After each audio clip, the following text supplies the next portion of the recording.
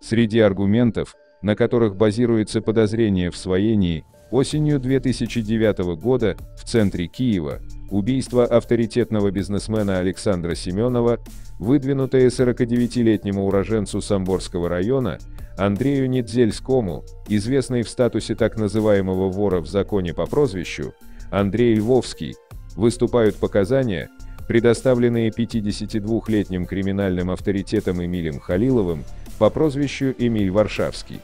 Об этом сообщает информированный источник.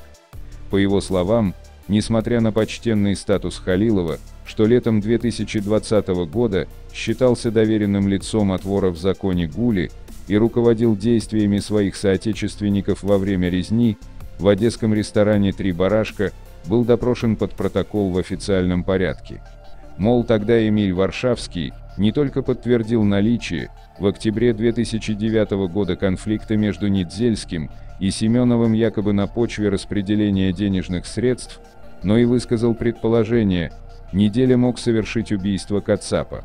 И Снайдер добавляет высказывание аналогичного характера, со стороны волонтера Халилова силовикам удалось также получить, при осуществлении оперативно-технических мероприятий в отношении Эмиля Варшавского, в рамках другого уголовного производства, которое было возбуждено в 2018 году.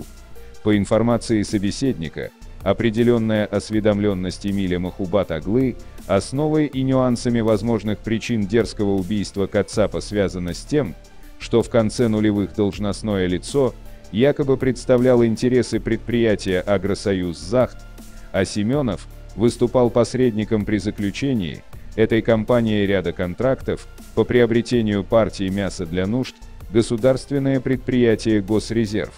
Согласно одной из версий, соответствующая сделка в конце концов сорвалась из-за смерти Кацапа, в другой интерпретации договор был выполнен, и именно в плоскости попытки присвоения львиной части прибыли Семенова от уважаемых партнеров вроде Недели и Ко, и может скрываться мотив расстрела Александра Ивановича. Заметим, что официальное следствие расценивает события октября 2009 года кардинально иным образом.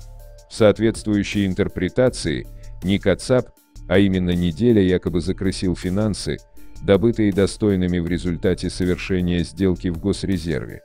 Ранее сообщалось, во время первой фазы расследования дела об убийстве Семенова такие показания дали сожительница погибшего Тамара Авлохова и такой себе Николай Харитонов, в отношении которого была использована программа защиты свидетелей. Последний отмечал, что накануне убийства между Семеновым и Недзельским возник конфликт из-за дележа нажитых авторитетами $1,5 миллиона. Мол, Львовский должен был распределить эти средства между участниками схемы заработки денег, однако не сделал этого, из-за чего к нему возникли вопросы от коллег по цеху.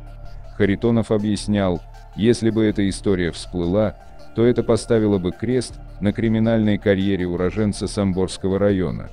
Напомним, что официальное подозрение в совершении убийства Кацапа и ряде других преступлений Недзельскому было выписано весной 2020 года. С тех пор уголовный генерал находится в международном розыске. Как ранее сообщалось, Печерский райсуд столицы разрешил проведение специального досудебного расследования в отношении Львовского. Напомним, что на днях в Азербайджане рассмотрена жалоба на приговор суда в отношении Эмиля Халилова, обвиняемого в том, что в 1996 году он посредством возглавляемых им фирм, заключив договора с Министерством торговли, нанес ущерб государству в размере 3 миллионов манатов, обещая ввести в страну сахарный песок. Оглашено решение по делу, поступившему в Бакинский апелляционный суд в 2020 году. Коллегия судей под председательством судьи Мирзали Аббасова пришла к выводу, что выводы суда первой инстанции не соответствуют фактическим обстоятельствам дела и обвиняемый невиновен. Суд вынес оправдательный приговор в отношении Эмиля Халилова, приближенного покойного вора в законе Лоту Гули. Спасибо за просмотр. Ставьте лайк, подпишитесь на канал, для получения оповещения новых видео нажмите на колокольчик.